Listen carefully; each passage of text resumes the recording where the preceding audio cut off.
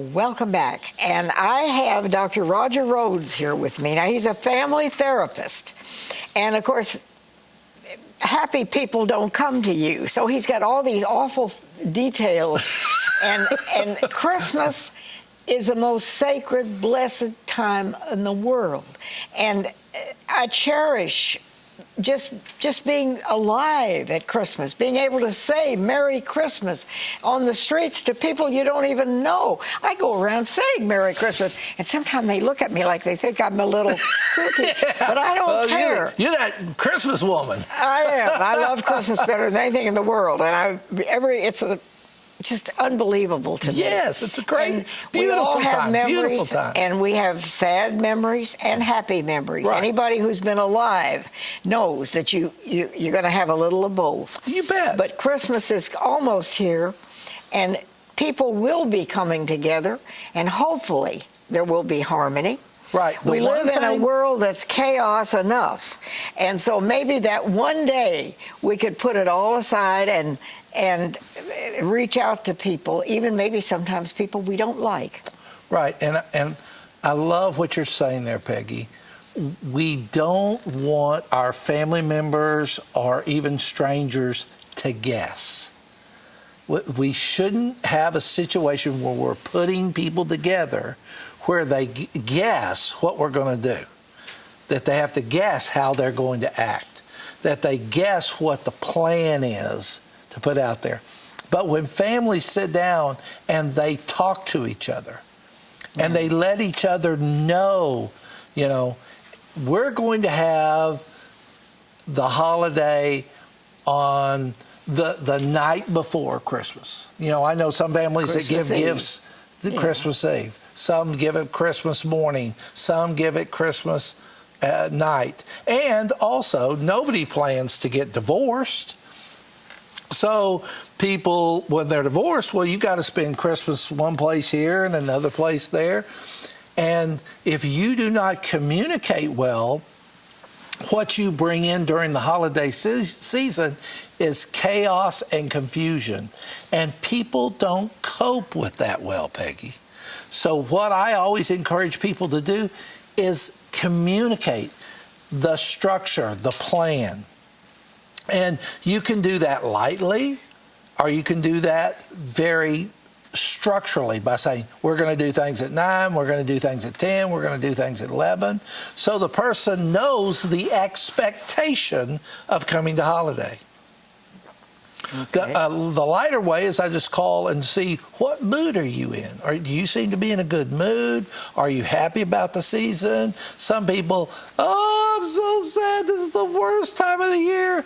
Well, wow, if I'm coming in expecting them to be upbeat, well, I've set myself up for failure. So one of the things is, we're going to do it this particular way. And you're going to cook pumpkin pie, and I'm going to bring the turkey. Oh, well, then you see us in a partnership. We're going to work together. If I just say, well, I'm going to show up, I hope the turkey's good, I hope the pie's good, I hope you buy my favorite stuff, I put all the pressure on you. And when you expect me to be there at 9, because that's when you think Christmas starts, but I'm there at 11, well, we got problems. And we've got hurt feelings. So the secret, one of the big secrets, is planning ahead and communicating with each other in a nice way. Yes. Well, and we need to think of ourselves like a football team.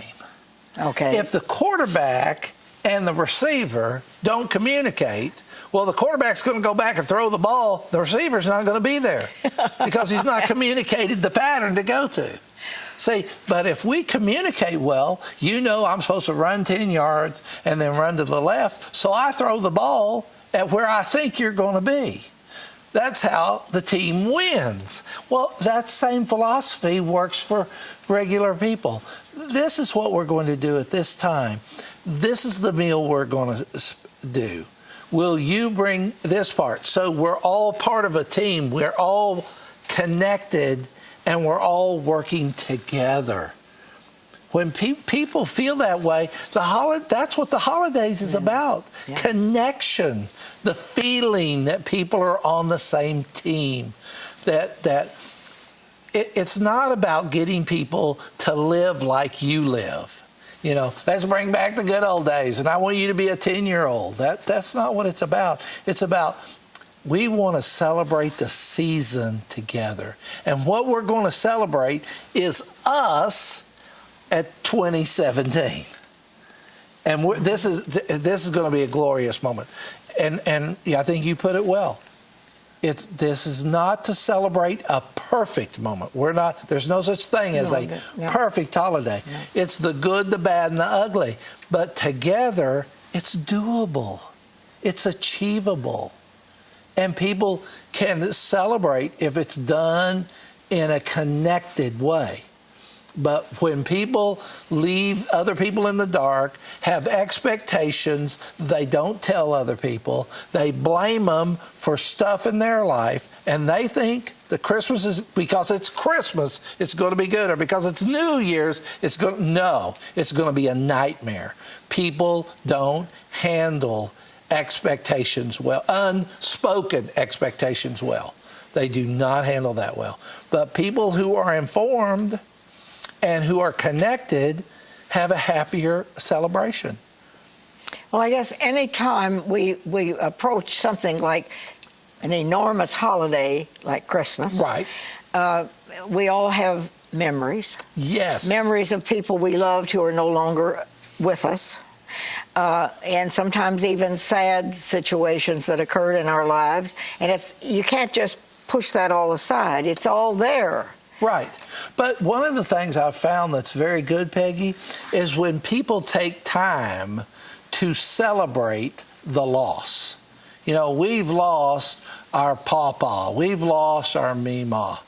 Let's take a moment and pray for them. Let's take a moment to remember the times. Now, we've taken that moment. Let's not carry them all through the holidays now.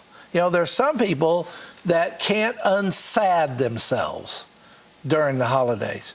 Well, then those people probably need to spend time in a recovery group or by themselves. They don't need to infect other people unless they're willing to be helped out of that, because this is a time for celebration.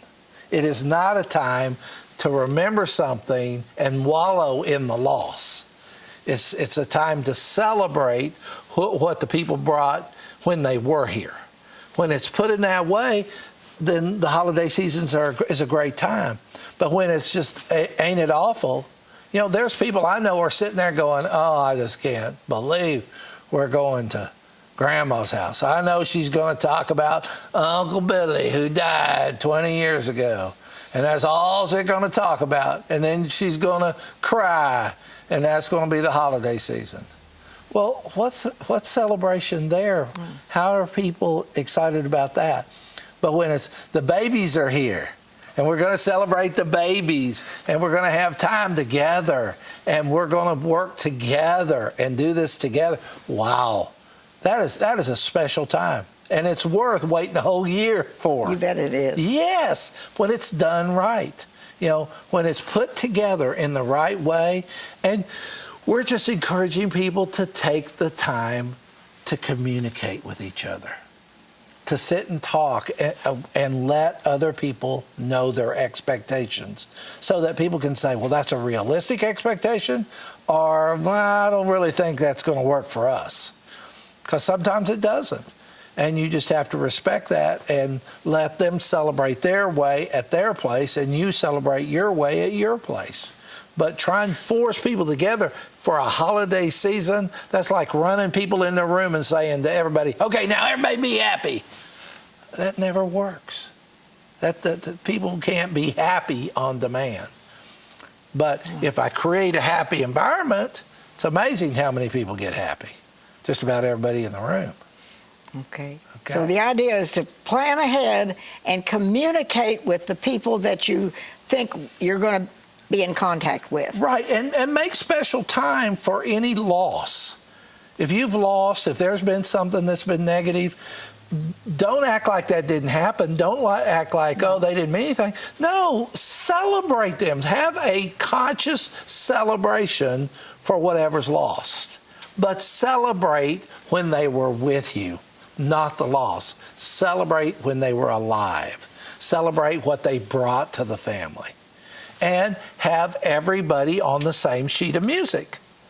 Okay. This is when we're going to eat. This is what we're going to watch. You know, and that's also cool, you know, is we're all going to go watch The Christmas Carol on TV. So everybody goes to the living room and they pop that in. That's a great holiday special moment. I'll tell you something that has amazed me that's a special holiday moment. What's that? Elf on the Shelf. Now, I did not grow up with Elf on the Shelf, but I guarantee you my grandkids, come December 1, what was the first thing that came out of their mouth? Where's the elf? I'm like, okay. The elf? Yeah. So we know you're going to be celebrating. Oh, man, we're ready. We're ready. We're talking. We're good to go. That's great. So be with the people you love and find a way. I guess we all need to find a way to love just a little bit more. Amen. That's what we wish you. Joy and happiness and lots of love for the Christmas holiday season. And it's not by accident. It's by good planning. Yeah.